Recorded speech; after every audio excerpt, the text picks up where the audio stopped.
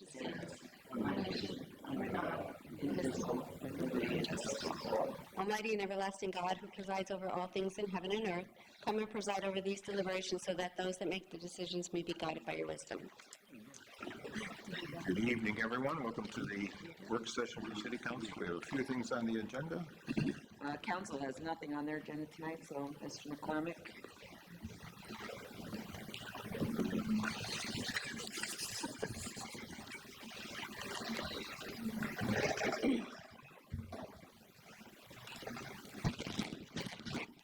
Good evening. The mayor sends his best regards as he sits on the beach.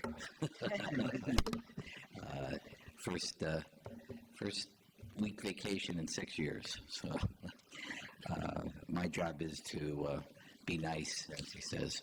So I will try very hard to be nice, and not to rock the boat. So the mayor comes back with at least some semblance of calm. So we have a number of items for council's review and hopeful passage on Thursday. One, authorizing Mayor Brown to take any and all necessary action related to retaining a finance package not to exceed $600,000 under terms available to fund emergency repairs recommended to restore the integrity of the line and avoid any necessity of repeated repairs to a 60-inch culvert located in the area off of Cunningham Avenue. That's a stormwater, an old culvert that runs out from the Coal Brook, I believe it's called Coal Brook, that runs under Scott Street and then toward Cunningham and out toward the Cross Valley. And most of the area runs underground, and we have had two major repairs there in the previous 2 years, and now we have a major cave-in. It's cleared now, but we have to basically reline the old culvert. So it's quite an expensive process.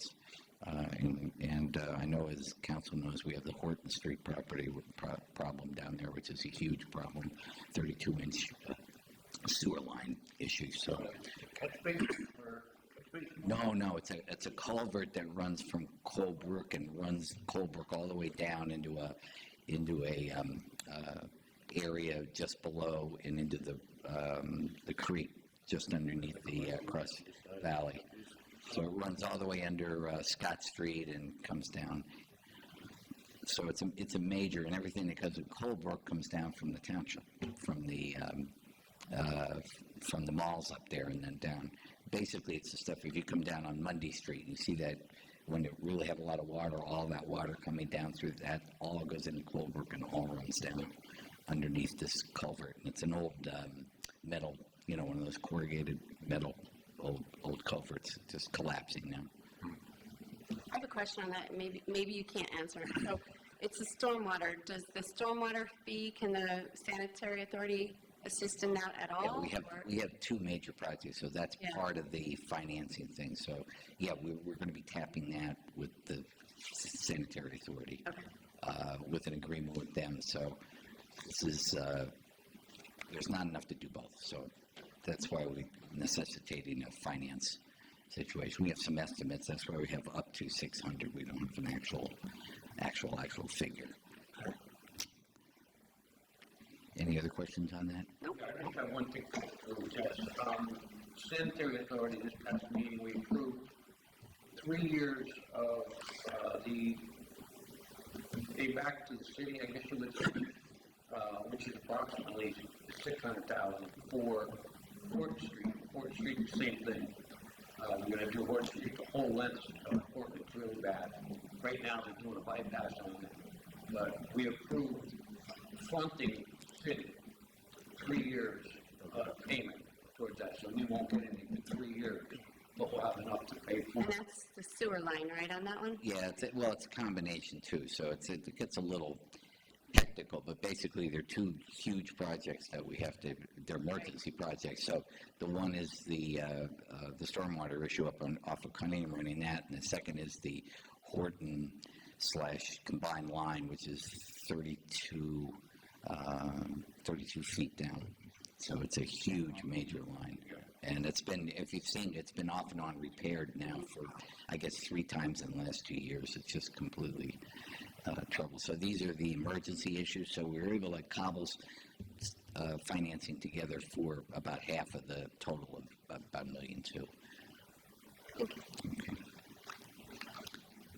Authorizing proper city officials to take any and all necessary actions related to the Commonwealth of Pennsylvania Cooperative Purchasing Program, CoStars. 14 Panasonic Toughbook FZ55s from Baycom for a purchase price of $52,402, and 14 Havas DS Pan 432 docking stations installed from 10-8 Emergency Vehicle Services for a purchase of $16,553.04. This is for replacement of outdated computers for police. We're able to update some of the older computers, but these can't be updated, so they have to be replaced with the new one. But this is all for the police department. Funding for that is going to come from the asset forfeiture program, in which the city, depending on how many drug forfeitures and other forfeitures occur, we get a percentage out of that. So there are adequate funds in our asset forfeiture fund. Third, any questions? I'm sorry. Third, authorizing the administration to take any and all necessary action relating to entering into a 5-year lease purchase agreement with Community Leasing Partners for a total of $384,815 with an annual payment of $89,231.76 for the purchase of 5 new police vehicles. We are also have ordered an additional 5 vehicles, and they're being purchased through an LSA grant that we'd have. So total, we're getting 10 new police vehicles. I don't believe we've had any more than like 1 or 2 over the last several years. If you've seen the police vehicles going around, they're pretty shot. And so we were able to, again, cobble together some money that won't come out of the general budget, but not enough, and then we've got to go out and going to be, proposal is to lease the additional 5. Is that lease to buy? Yes, it's a lease to buy. Yes. Is that in our budget, though? No. The first payment on the one doesn't begin. The proposal doesn't begin until next year. So, yeah, we're going to have to cover. There may be like a quarter that we could pay, for the monthly thing, but it's going to be later than earlier. So it'll be the 89's for a whole year, so it'll run into another budgetary problem. So I'd say about a quarter of this year we have to cover that we didn't have in our budget, and about 75% will be the following year, depending on when they're delivered. Authorizing proper city officials to purchase ARC GIS Velocity program to utilize real-time data integration to enhance public health preparedness and emergency management, and to purchase Velocity, an automated program to integrate GPS data for public health advisories and communications in the amount of $52,530 from Environmental Systems Research Institute. This purchase is funded by a public health emergency preparedness grant, and as you saw with the mobile van, we're trying to keep, through health grants, trying to keep the city modernized and ready for any type of health situation. So this is a part of it. Allows us to track and follow in case of diseases, etc. And lastly, adopting the proposed 2025 action plan encompassing the Community Development Block Grant and Home Program budgets for program year 51, and appropriating specific sums estimated to be required to complete the program activities. The total amount for this year is $1,625,226, which is less than last year. So the OCD budgeting went down a bit. It's not a huge amount. I think it was about 100, a little over 100 less this year, but.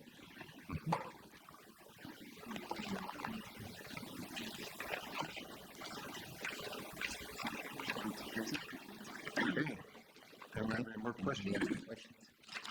Stay there, please. I'm sorry? Want to stay there for council presentation? I may as well, because they give me a list of bad properties and et cetera and streets. I'll get my pen out and Thank you. I'll be ready to work here. No? Charlie, did you get a chance to look at that, Donald Court, that, I did. It's there. It's not ours. I have no idea what it is. And there's no requirement that anybody come to the city to put one of those. I saw it today. I was by them. I went by myself, I don't. What is it? There's a traffic counter on Donald Court, the entrance to Donald Court. No, it's a traffic counter going into a The cul-de-sac. cul-de-sac.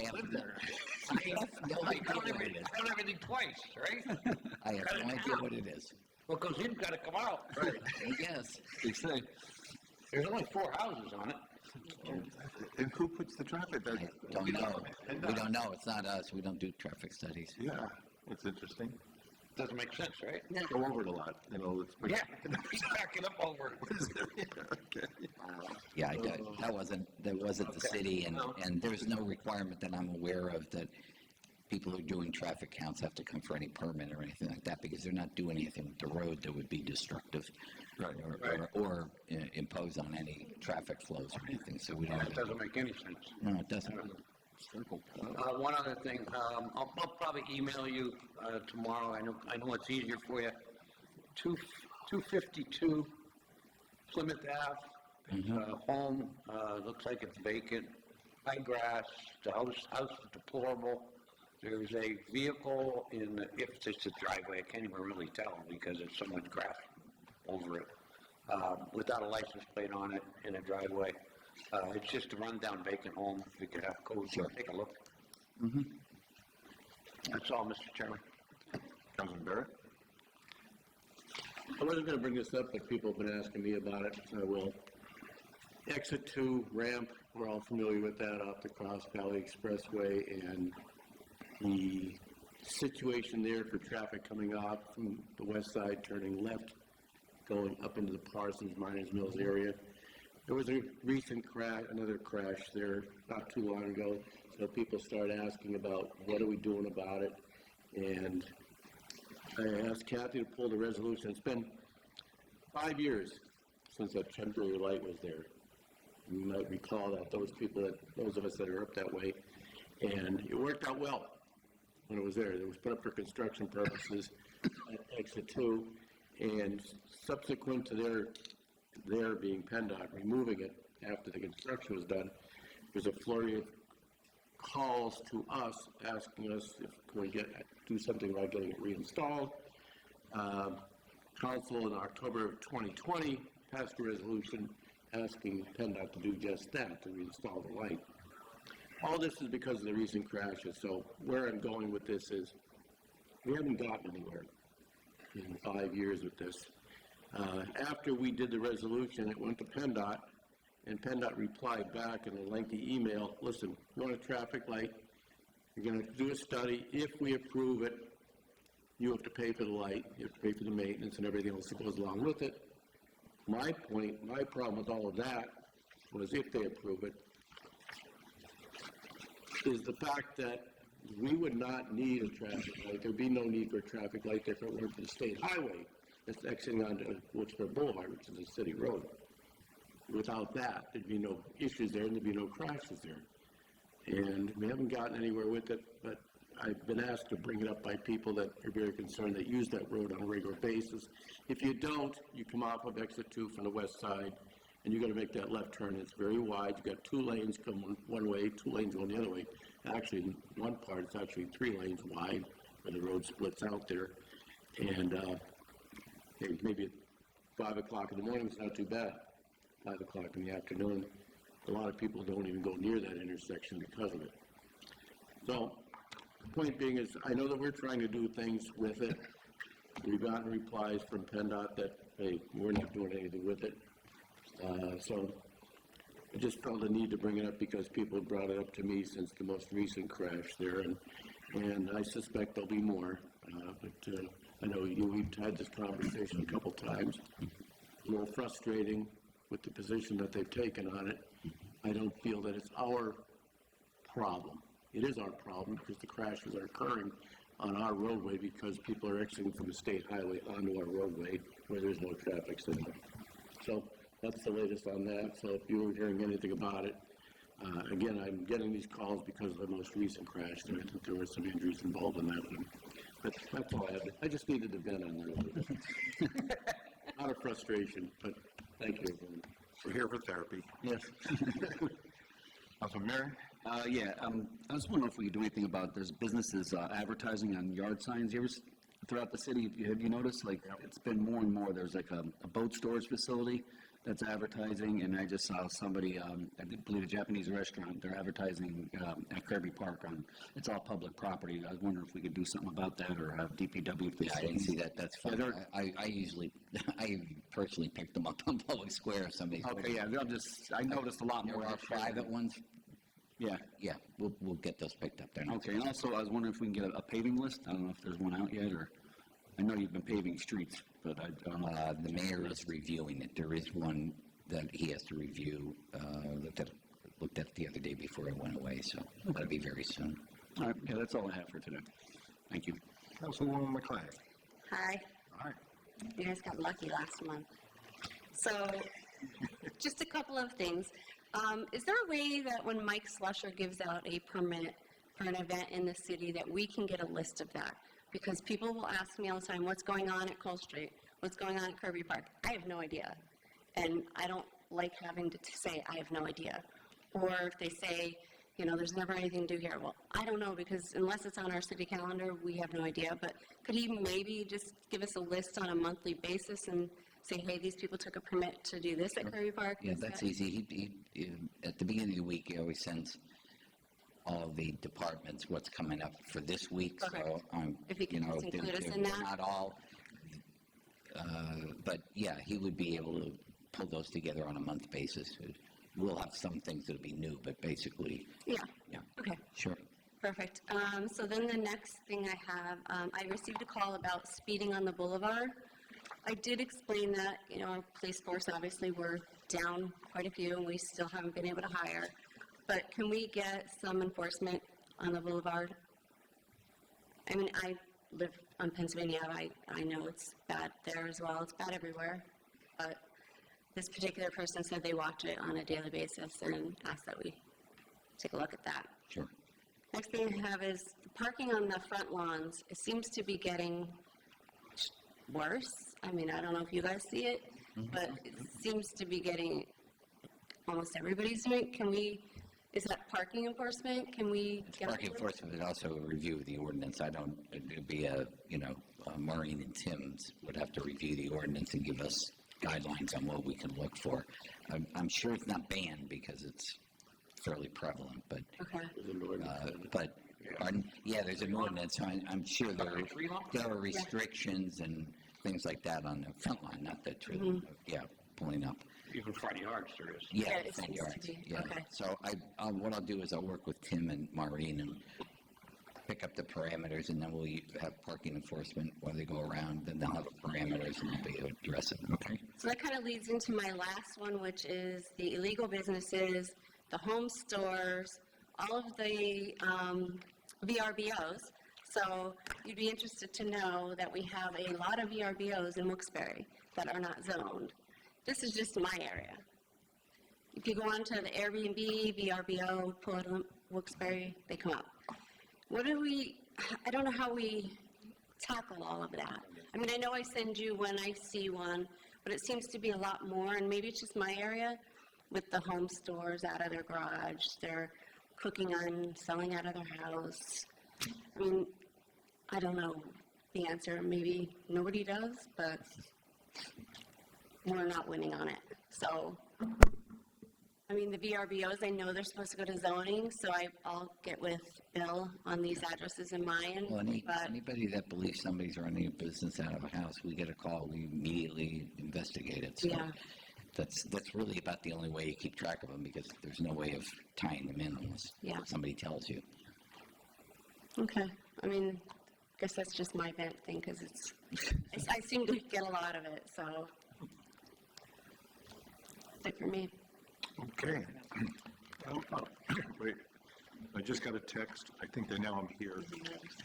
High grass and weeds at 107.5 McGarriger, 116 McGarriger, and you know how there's a separate section of, I'm drawing a blank of the name of the apartments. Oh, there's where the old Wyoming Valley Hospital was. There's another set of apartments between Moyano and then it comes down to McGarriger. That apartment building hasn't been that complex. Off of Heritage Point. Dana? Heritage Point. Dana? The new one? Yeah, but they have a Dana address, but they also have a section Across the street. across the street that goes from Wyoming to McGarriger. That also needs to be cut. So it's three there. And then I'll make a comment. You know, Jessica, you mentioned that nothing for kids to do. There's plenty for kids. I agree. So, I mean, I saw a post on Facebook about Mayflower Park, and oh my God, do something for the kids, and kids need to play baseball. Well, there is Little League already, and obviously, yes, years ago we had Little League in every single neighborhood, but we still have a very nice field in South Wilkes-Barre. You can play Little League. You can join the Boy Scouts. We're down to one troop. There used to be a troop in just probably every single church back in the old days. So there are things for kids to do, and it always just frustrates me about that.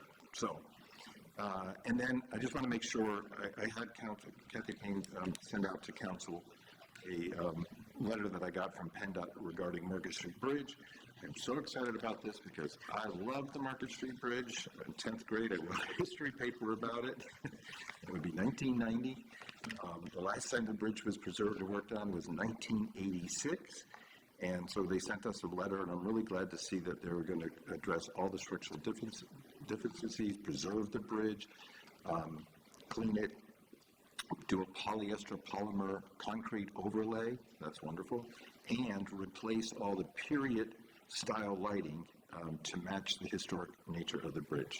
So that's fantastic. Now, as everything with government, work is to begin in the fall of 2027. I thought it was going to be next year. So 2027 in the fall, which hopefully it can be completed by 2029, which would be its centennial.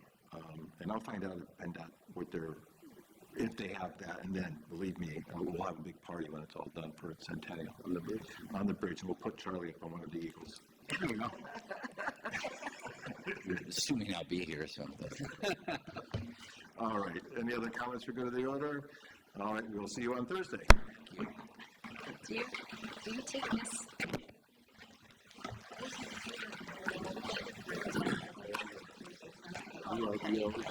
Airbnb. I mean, Mary Running is